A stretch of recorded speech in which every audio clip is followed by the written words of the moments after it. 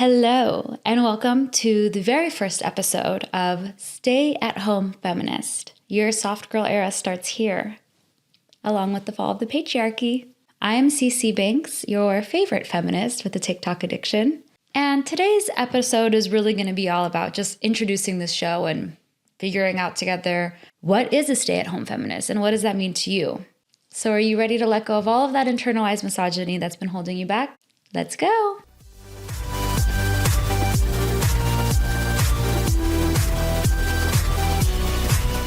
So I guess stay-at-home feminist is one of those phrases you either get it or you don't. No, stay-at-home feminist isn't being a trad wife. It isn't even really about staying at home. It is about being your authentic self and doing what you want to do. And for me, that meant a long journey of unlearning these sort of capitalistic, misogynistic, patriarchal values that I had held so near and dear to my heart. I came out of college in prime, peak Instagram hustle culture. I was girl bossing, gatekeeping, and gaslighting my way into the workforce. And I just thought that was the only way to do it. Years later, I was engaged to a man who I'm now married to, my sugar daddy, AKA my husband, who would totally cringe if I was calling him a sugar daddy. So anyways, I had been working most of my career in the nonprofit world. And because of that, the more he started to thrive in his career, even though we were both thriving in our careers, what I was able to contribute to our household really wasn't making a big dent. So for the first time in my life, I was in a situation where I was able to be work optional and really think do I want to be doing this job? If not, what kind of work would I want to do? Before we got engaged, my partner and I had been together for 6 years, around 6 years. And then we had a 2-year-long engagement and got married this February. Anyways, so we had been together for quite a while and had always sort of divvied up rent and groceries and all those things in an equitable way that made sense with us, because we always, from the jump, he had made more than me. And during our relationship, I had bouts of unintentional unemployment, not in the cute, fun way I'm unemployed now. It was stressful, and I was on unemployment, and I didn't know how I was going to pay rent, and it was, not good. Anyways, so becoming a stay-at-home feminist to me was sort of this journey of going from feeling like my worth and my value was so connected into what I was doing, especially the label of the job I had and the type of work that I was able to do and the impact I felt like I was able to have, or at least the perceived impact I was able to have, which if you've worked in the nonprofit world, even if not, you can probably really relate to the feeling of being burnt out. At a certain point, I was so burnt out, it started taking a toll on my health. I had to get a surgery. I had I had an autoimmune condition, blah, blah, blah. We'll dive into that in a few episodes. We're jumping right into patriarchy in the healthcare. So we'll dive more into that lore then. But through twists and turns, I really got to step away from feeling like my work was my worth, at the same time, getting into this position where my financial contribution to the household wasn't really making that much of a difference.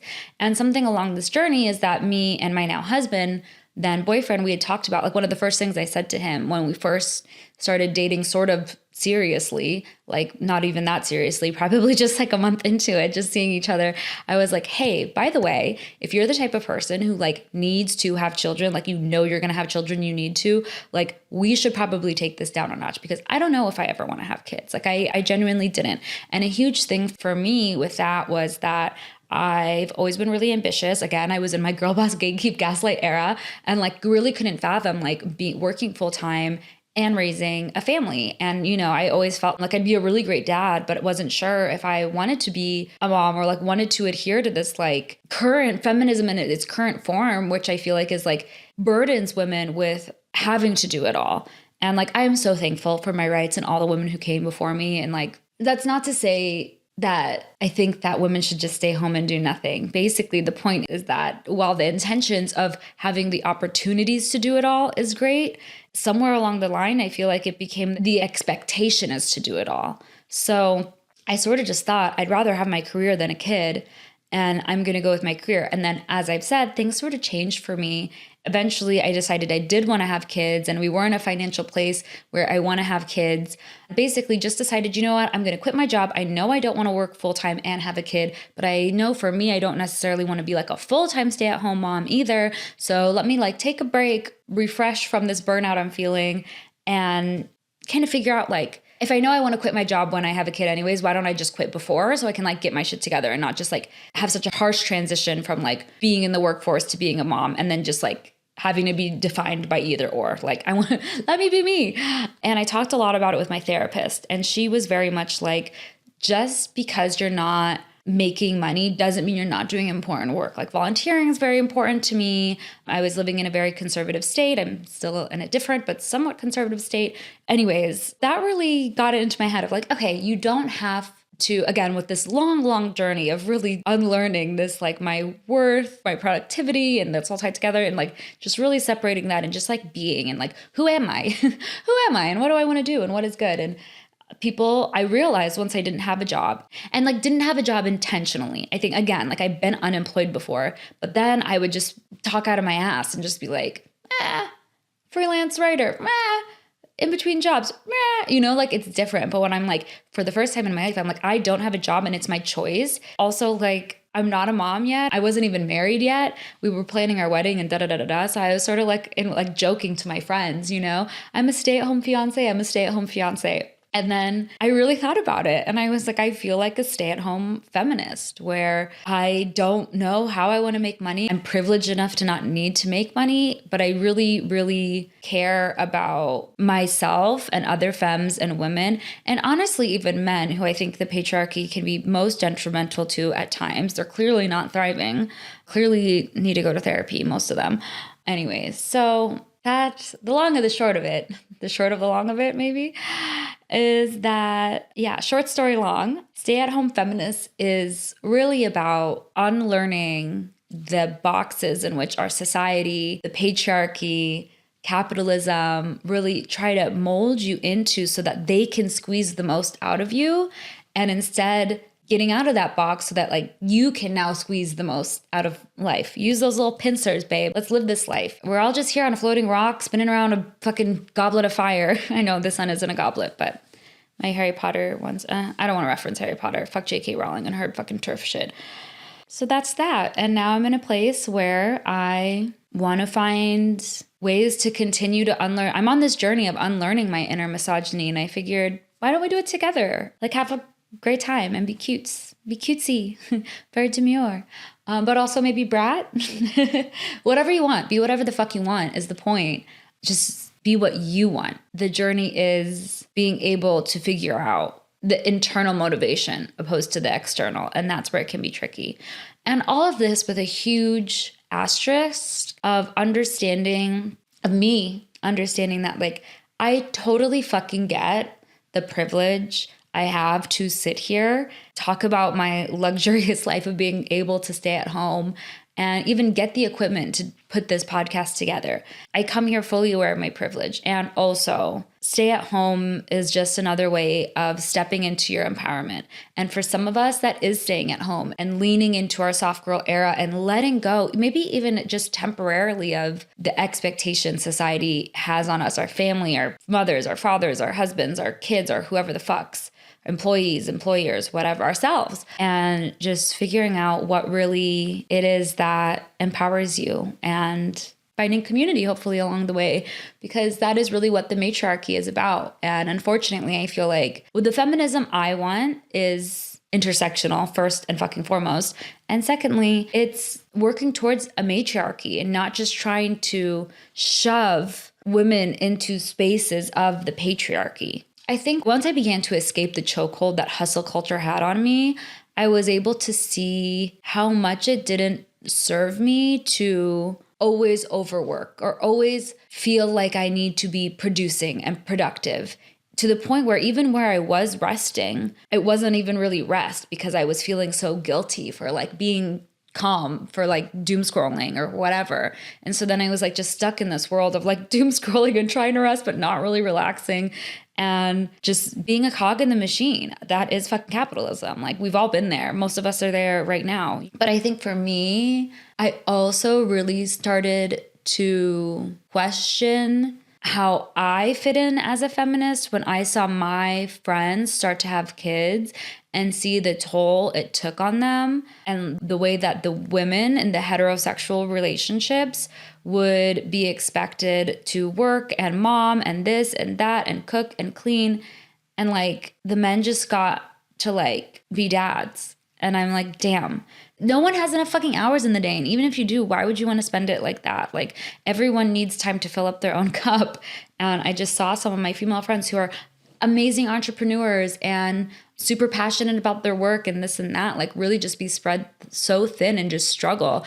And just seeing that was so viscerally, like something clicked where it was like, hey, like, when did feminism become about women needing to overexert themselves to be worthy of this? Like, I don't know. I don't really know how to articulate what I'm saying. Maybe I'll get there, but it just didn't sit right. And then at the same time, like, for me, once I decided to leave the workforce, I'm like, can I be a feminist and just be a stay-at-home wife? Do I even want to be a stay-at-home wife? That was like a whole journey. So I think I really got to deconstruct what like feminism and empowerment meant to me. And I really got to like lean into my feminine, soft energy and not just be like rah, rah, rah, which I've been so often. I think society really boxes us in by sort of saying we need to be one or the other. You need to be a mom, a stay-at-home mom, or if you're going to be a mom and in the workforce, you need to have it all. And this is like this issue that women have been grappling with since, you know, before women could join the workforce. And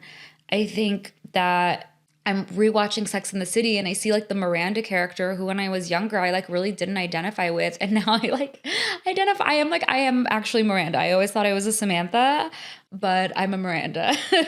And I see the way in which she struggles with like wanting to be in the workforce and wanting to be a mom and wanting to be good at everything, but wanting to just be herself, like be able to be herself. And I think women are multifaceted. People are multifaceted. I don't think you need to choose one or the other. And again, not all of us, I've had to work multiple jobs before. Like, not all of us have the luxury of even thinking about staying at home. And also, I think the more we reconsider these norms, the more doors we open for ourselves. Speaking of reconsidering stuff, I'd like to transition to my next segment called Reclaiming What the Patriarchy Has Stolen From Us. I think one of the best ways to start pulling at the thread that is the patriarchy fucking wound so tight around us is thinking of the ways in which the patriarchy takes from us. Some of them are more dire than others, but all of them sort of like stack onto this formidable structure that is the patriarchy. So I kind of feel like it's like Jenga, where you like pull one out and one out, one out. Eventually we'll topple that motherfucker. So some of the things that I feel the patriarchy has stolen from women that we'll get into is gossip. I fucking love to gossip. I'm a chismosa, as some of my friends would say. And I'm fucking over that being like some sort of slur or negative thing. And the worst is when I see women being like, well, I'm like in the spiritual spaces and they're like, well, you want to be in your divine feminine, don't gossip. I'm like, bitch, I'll fucking gossip and it will be good for you, actually. Another thing that the patriarchy has stolen from us is anger. On the other side of the spectrum, softness. And as I've sort of mentioned briefly, resting without guilt. So I would like you to let me know what you think the patriarchy has stolen from you. These were my top 4. There's so obviously so many we could go into, but got to make this somewhat structured. So they tell me. So those are some of the things I think the patriarchy has stolen us and that I think we'd benefit from reclaiming. But gossip, which I'm like actually the most, that's like the fucking hill I will die on. That is actually what I'm most passionate about, which if you know me might surprise you but I do think that reclaiming things like gossip, anger, softness, and rest really like disrupt societal norms. And like, you know what they say about like think local, act global. Like when you start to make these little changes within yourself, that's able to reflect in your interpersonal relationships, whether it be at job, with your spouse, with your partner, with your parents, with your friends, and lead by example, and able to also put in that impact in like bigger ways in meaningful issues like around the world. Think local, act global. I do really subscribe to that. And I think it all starts within here. So I think disrupting these societal norms will not only make a huge impact in your life, and as we transform as individuals, we're also transforming collectively, and then we can transform the collective. You know, you feel me? Do you already pick it up what I'm putting down? This is where we're going. This is the point. This is what we're doing together, and it's exciting. I swear it's exciting. Be excited. It's going to be great. First and fucking foremost, when we talk about gossip, we need to talk about the gossip's brittle. I'm going to put a picture somewhere here so you can see what the fuck I'm talking about. It was like a medieval fucking torture device, except for they weren't even trying to torture people. They were just like, here you go. And honestly, this fucking brittle can tell you everything that you need to know about how the patriarchy weaponized gossip to keep women quiet. Also, it can tell you everything you need to know about the patriarchy. Like this brittle is a symbolization for how our society feels about women. All right? Period. Punto. Back in the day, essentially, if a woman was too talkative or had the nerve to fucking share some information, they'd slap on this like iron muzzle contraption on her, and it has metal that presses down on their tongue, basically gagging her in public, walking around like this. And for like, God knows how long, you just have to like live like this. Imagine how humiliating and painful this would be. And the message is clear here. Don't you dare share your fucking thoughts or connect with others. So I think if I'm making a rule book here, rule number 1 for sort of like dismantling, toppling the patriarchy is share your thoughts and connect with others. And that's really what I hope we get to do here. And I say we because without you, I am just speaking to myself in this room, which is fine, but it's a lot cooler when we're a community, you know? I gotta start somewhere. But let's get into, again, why I think that this fucking gossip muzzle is a perfect example of the patriarchal branding, because they took something so natural like gossip, aka women sharing stories and information and warnings even. Warning. That's an office joke. If you know, you know. And they spun it into a dirty word. Now, even when people say gossip, it sounds like a slur. Not maybe slur is a stretch, but it sounds like frivolous or nasty, when it's literally one of the ways that women have always built community, and they built sharing, like a system of sharing knowledge together, which at times could be life-saving. Because, spoiler alert, if women were freely communicating with each other, it would be a lot harder to keep us under control. Don't let the bastards grind you down, as Handmaid's Tale would say. I wish I knew it in Latin off the top of my head, but I don't.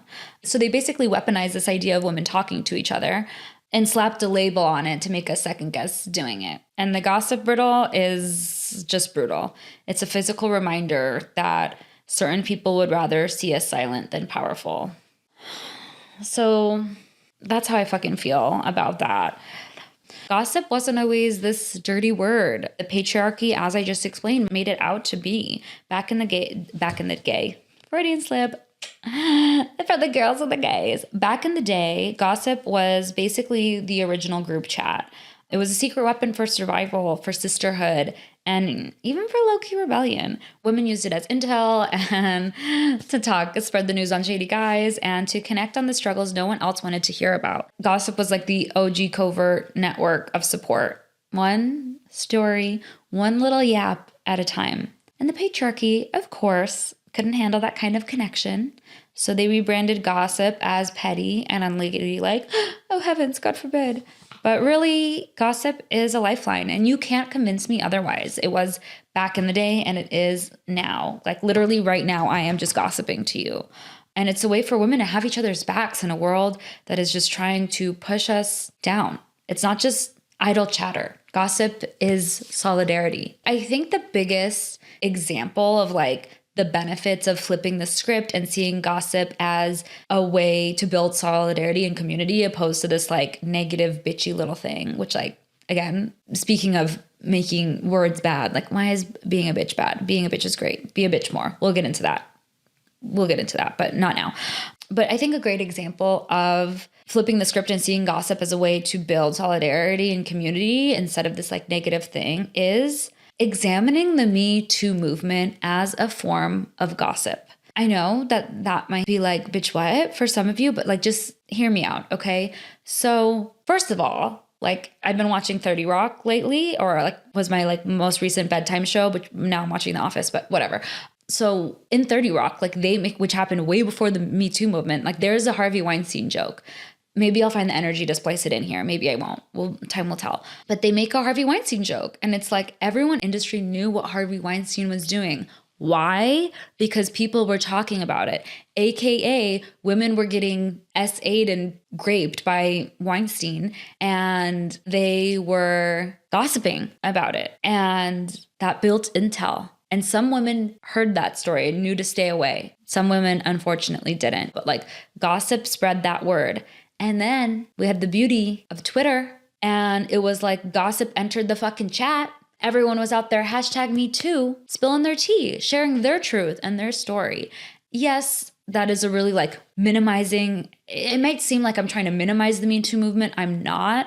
I'm just trying to show that like when you tell your truth, when you share your story, which I feel like is gossip, it can be powerful. It can be life-changing.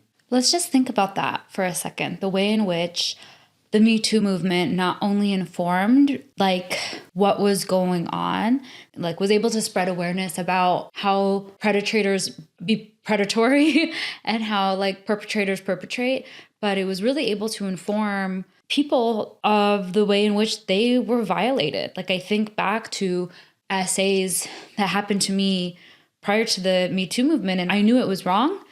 But because it wasn't like the worst case scenario that could have happened, like I didn't even really understand the ways in which I was violated until the Me Too movement. And I feel like, unfortunately, that's the experience for a lot of people. So again, when you think about gossip, I implore you to think about it as building community, building a network, and like spilling the fucking tea when it deserves to be spilled so that certain folks can't get away with the behavior that elsewise they'll be able to get away with if it goes unchecked or unspoken about. Your voice is so powerful.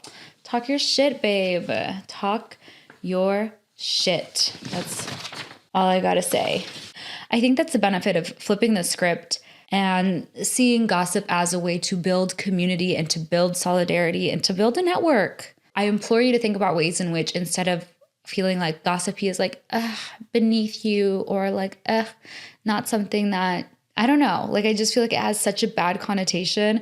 And I really implore you to think about it as a way to build engagement and community and awareness. And like, you know what? If you don't feel comfortable practicing, practice with me. Come here once a week. I will gossip with you. I will spill all my tea to you. I will fill you in as much as possible, because I think gossip is one of the most powerful tools. And if it wasn't, why would they be putting muzzles on women about it? Am I right? Another thing, which I feel like my amped up energy segues us perfectly into, that I think we should reclaim, is anger. Just like gossip had the little gossip brittle muzzle contraption, I think it's important with anger to look at the historical context of women being diagnosed with hysteria. I can tell you without any doubt, with minimal doubt, with pretty much zero doubt, that I definitely would have been fucking lobotomized or diagnosed with hysteria. I would have been like the first one they tested out lobotomizing on. I feel like anytime a woman is being loud or taking up space, they're like, you're hysterical, and we're either going to call you a witch and burn you, we're going to call you hysterical and lock you up. Like, obviously that's a generalization, and that's like obviously not every woman, but I mean, time and time again, I think it puts women in a place where they understand, either unconsciously or consciously or both, like when you take up space, when you stand in your power, that's a threat. That's dangerous. And I think that's why they try to label women as angry or hysterical or irrational as a way to really dispower them. I always joke that I'm like a different person each week, from like follicular, ovulation, luteal, and menstruation. Like, those are very different versions of me, but like same font, or same words, different font. I don't know. But anyways, to insinuate that women can't do stuff because the feelings that they feel in their period is exactly the point I'm trying to make. of the harm it does to label women hysterical or angry or irrational. It really just forms as a tool to discredit them from being able to take power and to take office and to take up space and to be taken seriously at the end of the fucking day, honestly.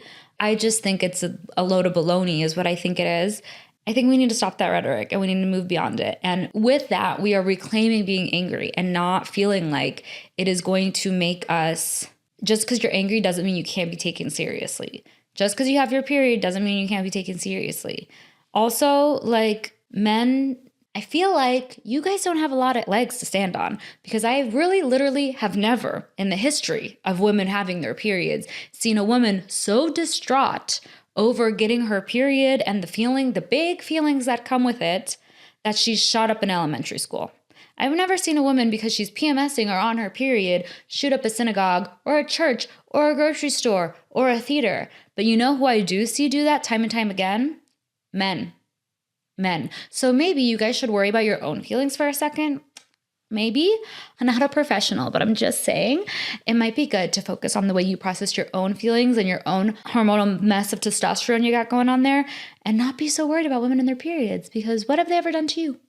Other than like maybe shed one irrational tear. Women and men are both irrational is my point. But when women are angry, it doesn't have the same impact that it can when men are angry, because when men are angry, the anger to violence pipeline for men is like that long. The anger to like actual violence pipeline for women, like, does it even exist? Like, you know what I mean? I think that anger, also in reclaiming our anger, I think we need to think about the ways that anger is a powerful tool that can be used for change and also maybe for protection, and not as this thing that invalidates you. So obviously, one of the ways to think about anger being used for something productive is the way in which, you know, folks organize when they are outraged and stuff like that, which I really hope that even if things go well, we are also organizing and doing our part and volunteering and voting and wearing our pussy hats, whatever. But anger can be used to create a positive change. And when you're a woman, I strongly believe that anger or being mean or being a bitch or being unlikable can save your life. Okay? How did, what's his name? The serial killer in the 70s that everyone said was hot. Totally blanking on his name. I want to say Tom Brady. I know that's wrong. I know who Tom Brady is. Giselle's husband. I feel like I have his face. Whatever. My point is that serial killers often lure women in by like asking them for help. Being like, hey, will you help me put this in my car? And the woman's like, yeah. And no victim blaming, especially it was the 70s. They didn't have all the information we have now about what predators men can be. But being helpful, being kind, and not just being an asshole and saying no to men literally could get you killed. And it has gotten women killed. So think about that the next time you want to be angry and mean and you're worried the stranger you don't know might think you're unlikable. Be mean, be angry. I mean, again, obviously, like everything in moderation, and, you know, don't just like be being a Karen 24/7 for no fucking reason, but reclaim your anger. Reclaim your anger. Also, again, like when I think about reclaiming your anger, I think the point I'm trying to make is that when men are angry, they're being men. It's men. But when women are angry, they're hysterical, they're irrational, and it's like used to discredit them.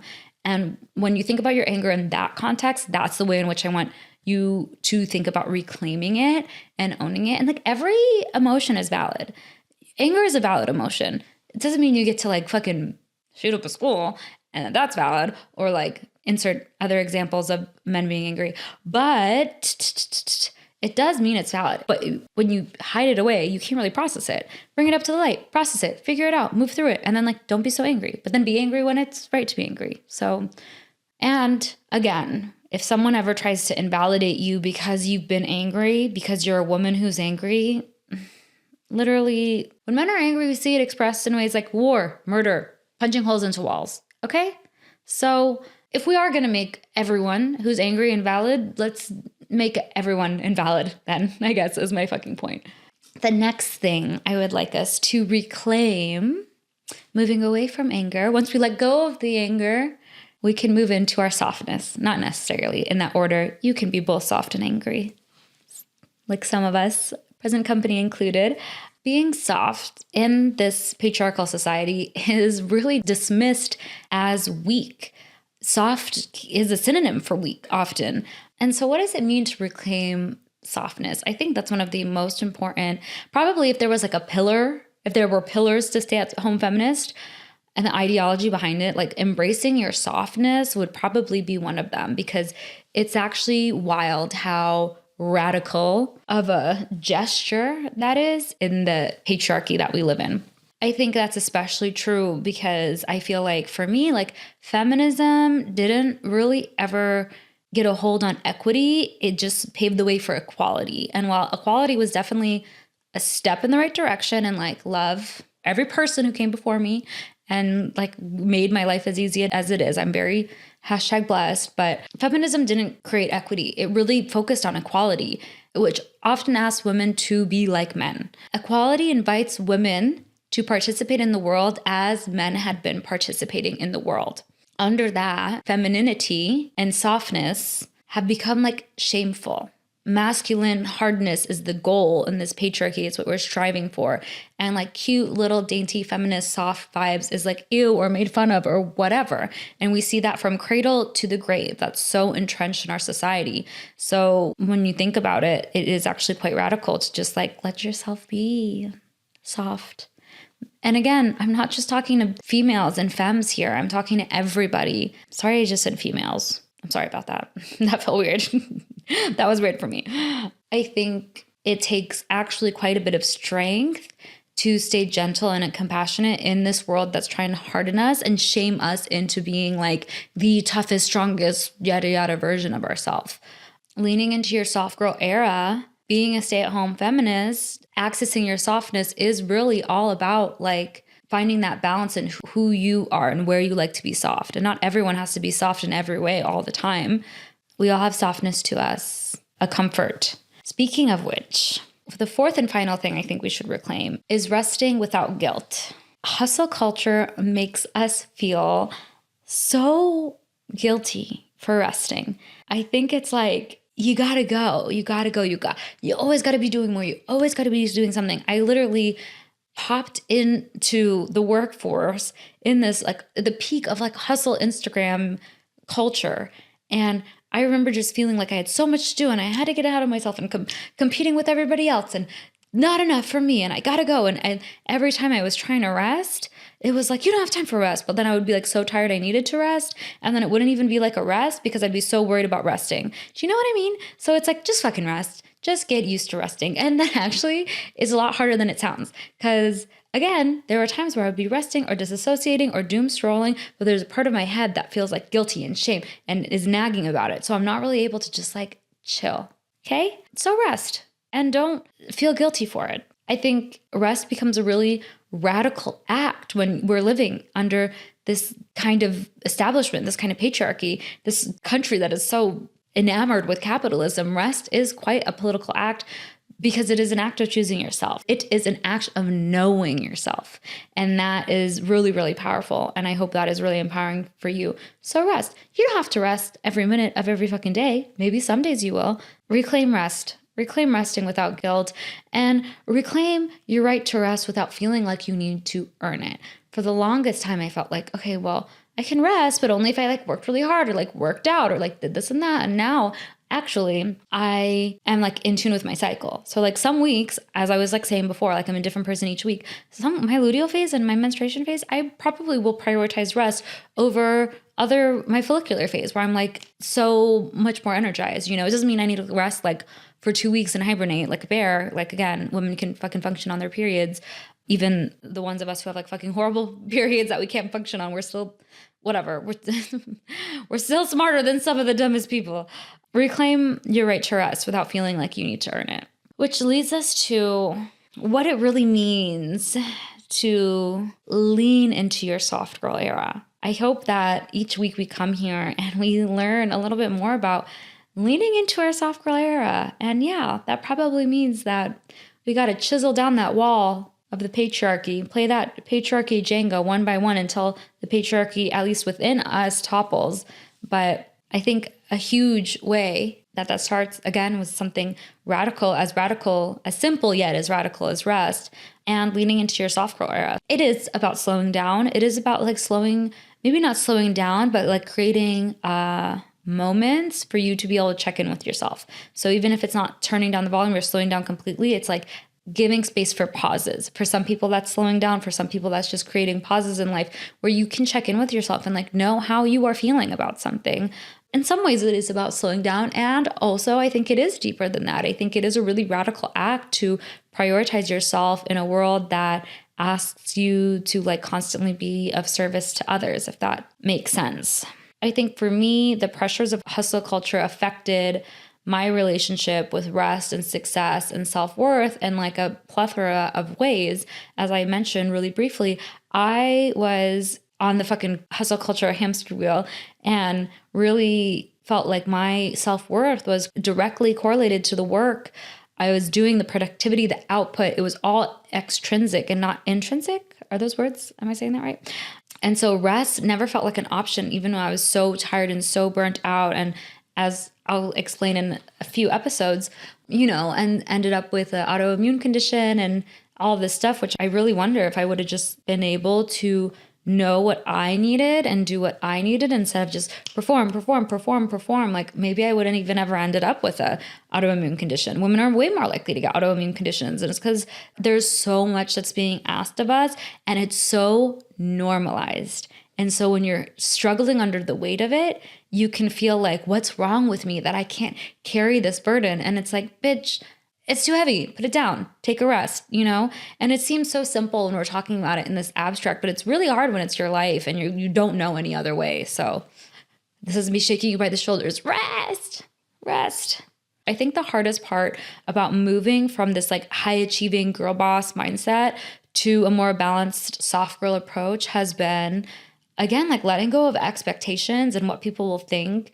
I feel like for me, it is both intrinsic and it's internal and external validation in me that seeks wanting to achieve and perform. Like, I think it is both for me personally. So I think because it is something that I think I both internally want that approval and I'm conditioned to want that approval, like two things can be true.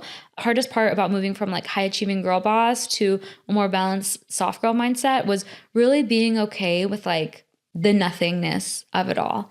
I think it was actually sort of like exposure therapy when I quit my job and people would ask what I do and I would be like, I don't do anything, which really freaked people out actually. But I feel like that was actually really therapeutic because it's like I got to really let go of having my job title or anything like that define me or my work define me.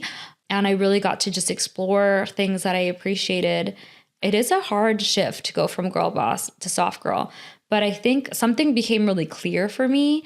And I now see it in other people and I want to be like, oh, I remember what that felt like. If you're always out and always with friends and always doing stuff for others and with others and then when you're not doing that, you're working and going above and beyond all the time, like overperforming all the time in all areas of your life, like you are probably running away from something. Like if you can't just like sit with yourself often and like not do fucking shit and just rest and chill and read a book, take a bath, whatever, but like regularly and often, not like once a month or like even once a week. I would encourage you to like spend you time like daily, but not all of us can do that, but whatever. You're running for something. And I really, really feel like that overachieving hustle culture girl boss vibes is actually so toxic because it is so dismissive and also like not getting to like prioritize and know yourself and your needs. And I really do believe in like think local, act global. And like, it starts with you. Like if you can lean into your soft girl era, like your relationships, your partnerships, I don't just mean that romantically, but it could be with your husband, your spouse, your partner, but also like your colleagues, your friends, your family, your parents. Like when you put down that weight and like, you just let yourself be, that will have a ripple effect and you will be able to fill up your cup more. And you will be able to fill up others because you will have a full cup. Your little teapot.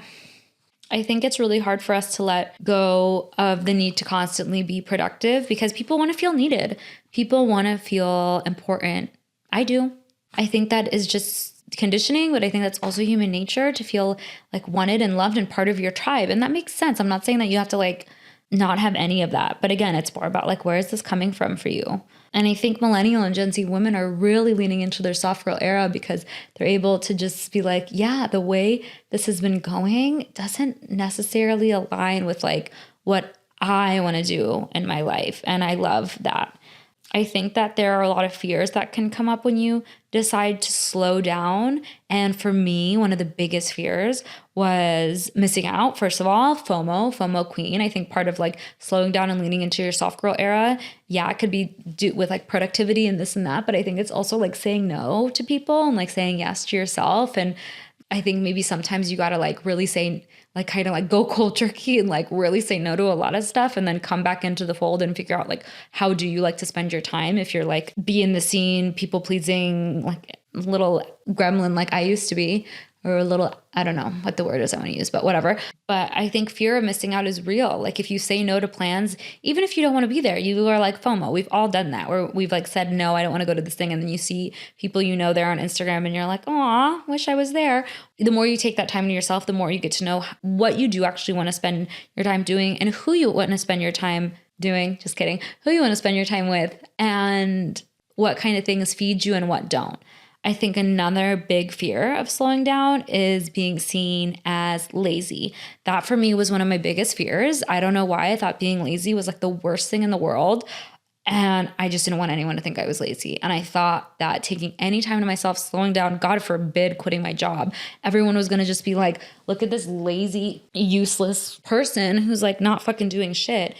That was a hard one for me to work through. I don't even believe in the word lazy. Like I like have gone like totally opposite side of the pendulum where I'm like, you could call me lazy and I literally wouldn't even care because I'm like that word doesn't make sense to me. I don't think people are lazy. I think they're either resting, which go off queen if you're fucking resting, or I think people that struggle to get their work done, like I don't think they're lazy. I think there's like something wrong. Like you probably have like ADHD or complex CPS. Complex PTSD. You probably have ADHD or complex PTSD or whatever, you know, like there's a lot of reasons people's like executive functioning doesn't work. I don't think there's such a thing as lazy. So it's actually gone like full circle and then U-turned from then, which is funny to think about that growth. Anyways, all that to say is someone who time and time again is choosing other people over themselves, choosing what other people think over themselves, picking to accommodate someone else other than themselves is, as we call them the internet kids, is ... You probably already guessed it, a pick me. And we really want to pull the pick me Jenga piece out of that patriarchal Jenga to help it topple. Because once you unlearn your inner pick me, that is like, you can run laps around the patriarchy starting with that. So without further ado, let's enter my favorite segment called Pick Me Rehab. Look, we've all been there doing mental gymnastics to get a guy's attention or get external validation or yada, yada, yada. But we're really working to leave the pick me energy in the past. So in this segment, I would like you to be interactive as you can be. I normally listen to podcasts like in my car or on a walk or something. So if you don't have a pen and paper, that's fine. You can just say this out loud or in your head. But maybe pause between each question. If you do want to grab a journal, write something down, you can pause between each question and really use it as a prompt to sort of explore. Because I can talk at you all day, but really this work comes from within. So, look at these today's. So, okay. That's one you're going to be deciphering a lot. Are we talking genuine interest or are we just being performative? Or are we just performing for the metaphorical likes that we're hoping to get? But that don't actually mean anything. Are you doing it for you or are you doing it for others? And honestly, sometimes it's both. And that's what can be really hard. But I implore you to explore that one. This one, I really wish I would have learned ages ago. Okay, first of all, trying to be low maintenance around a guy is the worst way to get yourself into a happy relationship. So if you're doing that, don't. Trust me, don't. Because then you're just going to teach them that they don't have to show up for you. And who wants a partner that doesn't show up for them? Especially when you think about the ways that women often are predisposed to carry the mental load of every relationship. So But yeah, your weird, wonderful quirks are actually what make you cool. So when you downplay them, that is like so a quintessential pick me behavior, and it like breaks my heart. I've definitely done it. We've all been there. It is what it is. But your actual personality is interesting enough. That's pick me energy, and we get to say bye to it. I think too, if you're looking for like purpose or like community or like career, it is like those weird little quirks you have, those weird interests. And maybe weird isn't the right word. Those just like those things that are unique to you that help you find like your people and your community and your hobbies and your interests, and like go for it. Like that's what makes life worth living, babe. That's what makes us well-rounded sometimes too. So oof, this one actually should have been the first question, because this is like pick me 101. If so, why are we so obsessed with proving that? I used to be such a pick me. I'm a reformed pick me, okay? And this is definitely something that like I was like a tomboy girl who like always had guy friends who would always end up falling in love with me. And they'd always just be like, oh my God, you're just so cool. You're not like other girls. And I would be like, thank you. And like, I thought that was the biggest compliment, which is just so cringe, but it's my truth. And I'm trying to be vulnerable with you. I want us to be friends. Like, come on, let's be so fucking for real. What's wrong with being like other girls? If you think there's something wrong with that, that is like quintessential pick me, and like a specific brand of the patriarchy working through your pick me, trying to say that like women aren't great. I mean, other girls aren't great. That is just pure internalized misogyny. And I feel so sad for the version of me who really, really thought that that was a compliment. Here's a good one. And this one, you might want to dig deep with this one a little bit. And I think this is actually a lot harder than it sounds, because we are so indoctrinated to live our lives, accommodate, appease men, attract men, whatever. It's actually like really, really crazy the ways in which we're just like taught to do stuff for men. Yeah. Go hang out with lesbians. If you're a straight person and you don't know what I'm talking about, go hang out with lesbians or other people who have like completely decentered men, and you'll see there's a difference. There's a difference. It's 2024.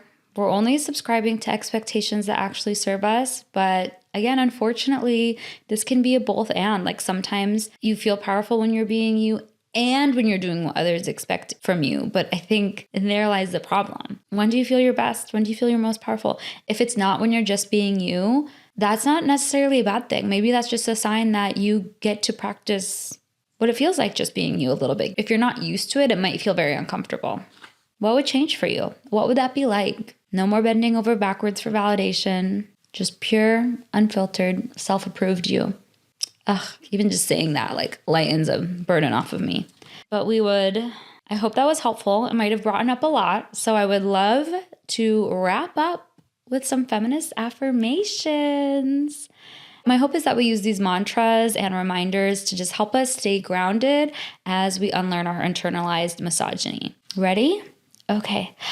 I am worthy of love and respect, regardless of my productivity. I am worthy of love and respect, regardless of my productivity. I am worthy of love and respect, regardless of my productivity. I choose rest, not as a luxury, but as a necessity for my well-being. I choose rest, not as a luxury, but as a necessity for my well-being. I choose rest, not as a luxury, but as a necessity for my well-being. I have the power to reclaim what the patriarchy has taken from me. I have the power to reclaim what the patriarchy has taken from me. I have the power to reclaim what the patriarchy has taken from me. So I'd love to hear from you all. What are some of your favorite affirmations for unlearning misogyny? Please send them in. I'd love to share them in a future episode. Well, that was it. Thank you for joining the first episode of Stay at Home Feminist. Today we covered what it even means to be a stay-at-home feminist and some of the ways that we can reclaim our power from the patriarchy. But one of my favorite things that we talked about is how leaning into your soft girl era can actually help you live a more authentic life, which love that for you, babe. I do. So start reclaiming your time, start reclaiming your rest, start reclaiming your power. If you take one thing from today's episode that resonates with you, please make it a part of your week and let us know how it goes. I'd love to see your experiences shared online. I'd love to see this become a community where our stay-at-home feminists could support each other and I could support right along with you. Speaking of which, I hope to see you next time where we'll be diving into the beauty myth of why your worth isn't tied to the size of your jeans.